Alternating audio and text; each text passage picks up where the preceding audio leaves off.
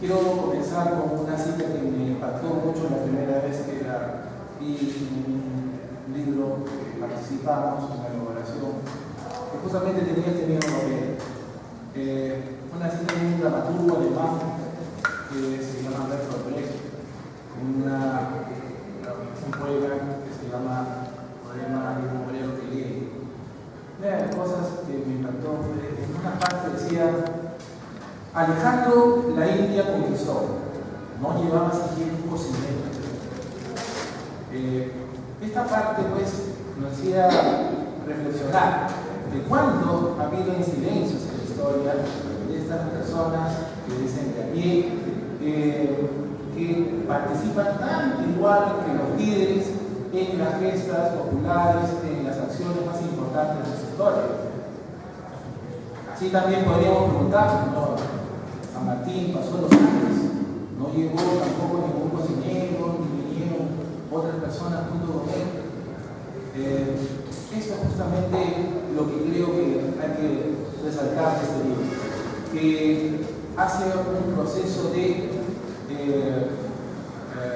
luchar contra la invisibilización de una serie de personajes de la historia, que gracias a enfatizar todo lo que es después los grandes líderes que tienen su participación, que ya se han llenado largas cantidades de documentos al respecto, las personas que también forman parte de nuestro pueblo, ¿no?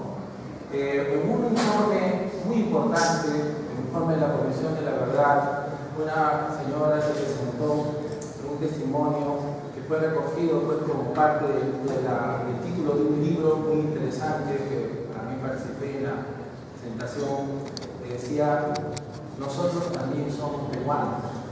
Algo que parece muy, fácil de entender, pero que implicaba algo, que muchas personas no sienten la presencia de los gestores sociales de muchos acontecimientos. Y en este caso, puede ser que el trabajo que hace Daniel es evidentemente un trabajo muy importante de, digamos así, sostener con mayor claridad, precisión, con documentos, lo que ya se había pensado. De los años 60 hubo una revisión de la historia desde este punto de vista, ¿no?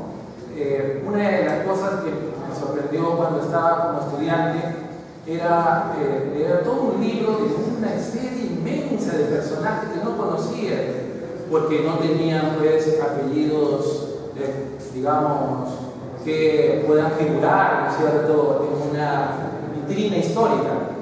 Quispenitavilca, Guavique, Terreros, estas personas que habían hecho tanto en la independencia como muchos otros líderes que nosotros conocemos.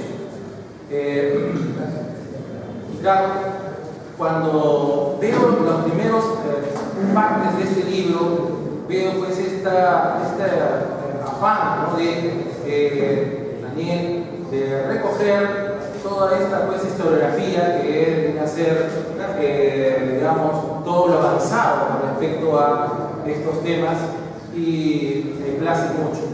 Creo que definitivamente no me siento solo, porque en muchos casos, como lo sabe Daniel, tuvimos pues algo similar, una inquietud similar para hablar de la Guerra del Pacífico. Justamente en una revista que él dirige, pues publicamos un artículo donde se veía este problema, ¿no?, de cómo el avance académico de la historia no llega a la gente de común, a los estudiantes de colegio, donde debería llegar, ¿no? Este avance donde ya poco a poco se va reconstruyendo mejor, cada vez más precisa la historia, no solamente de una manera superficial. Gracias a este trabajo he podido, por ejemplo, ver que no estamos solos, que hay otros historiadores que pretenden hacer esta reconstrucción de la historia del trabajo. Incluso personas que no son de nuestro país, que están tocando temas importantes, ¿no? Como el profesor Otten, que recuerdo en este momento. En los primeros capítulos, entonces, me parece que se hace un acertado trabajo de recorrer lo que ya se ha podido investigar, y en este libro bastante pequeño darnos una aproximación más al alcance de un público menos supuestamente entendido, menos conocedor del tema, pero que es importante, los profesores. En el caso de la historia, pues en el Perú hay muy poco, ¿no?, de esta preocupación, ¿no?, de divulgar conocimientos para el alcance de los profesores de colegio. Y me parece, ¿no es cierto?, que este ejercicio de ir rescatando todos los trabajos que se han mencionado en la participación popular, es, al menos para mí, un gran aporte.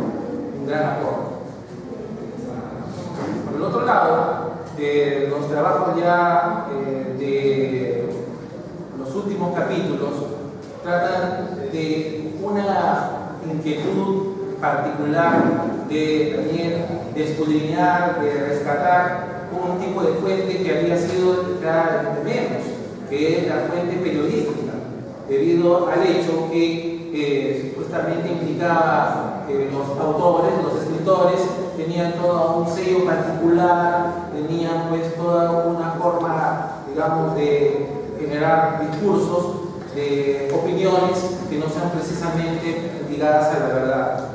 Esta falsa idea del uso de fuentes periodísticas ya ha sido pues totalmente desterrada ahora, ya en estos momentos. Pero quiero hacer hincapié que Daniel, no desde ayer, no desde hace un año, sino desde hace mucho tiempo, ya está dedicado pues, a recoger esta información, donde se supone, ¿no es cierto? Mucha gente piensa, la independencia ya se tocó, ya sabemos que se ganó esta guerra, ¿no? Y la guerra con Chile, bueno, ya se sabe que perdimos, ¿no? Entonces, ¿qué de nuevo puede haber? ¿No? Eso es lo que uno puede pensar cuando ve una serie de monumentales trabajos muy antiguos que rescatan una historia muy tradicional que tuvo su papel, ¿no?, de diseñar algunos conceptos con respecto a la historia de los intelectuales, de las personas en el poder. Pero este trabajo que tenemos aquí frente a nosotros es definitivamente un complemento, si se quiere decir así.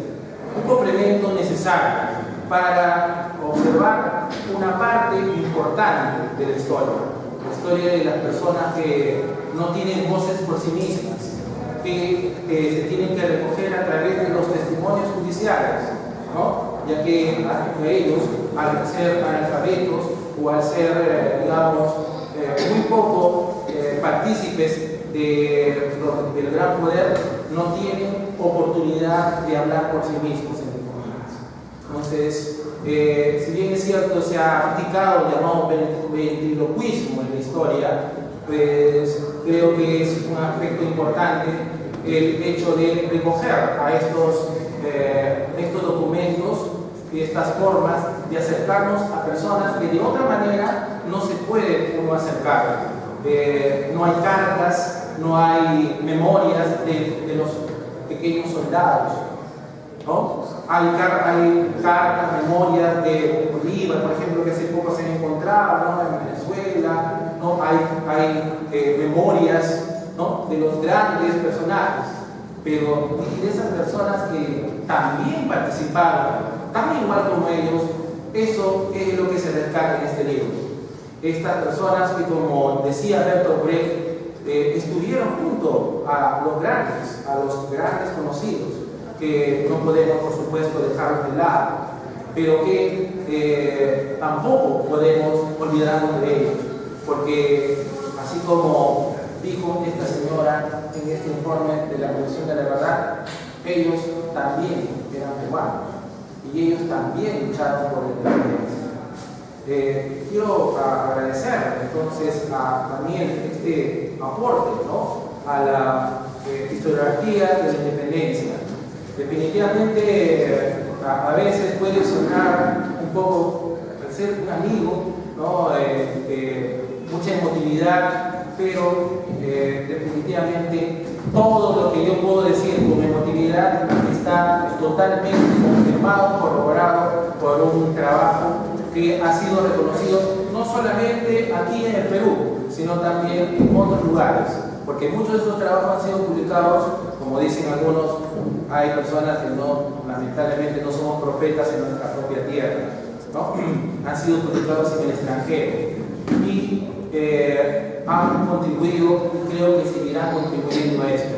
Y creo que nosotros, una generación un poco menor, no diría joven, ya tanto, no hay que exagerar, una generación menor que la otra generación, donde ya se hizo pues el trabajo de hablar de los grandes líderes, pues va a contribuir en mucho, ¿no?, en la reconstrucción histórica que nosotros tenemos que albergar en nuestros corazones, en nuestras mentes. El hacer ver que los peruanos no solamente son un puñado de personas que dirigieron las cosas, sino también estas personas que, digamos así, Daniel con sus trabajos ha podido hacer hablar, ha podido hacerle participar en un Perú que también supuestamente era suyo, que también ellos lucharon para construirlo y que por supuesto es de recordar para las generaciones futuras. Aplaudo mucho entonces este trabajo y les agradezco su paciencia en escuchar. Muchas gracias.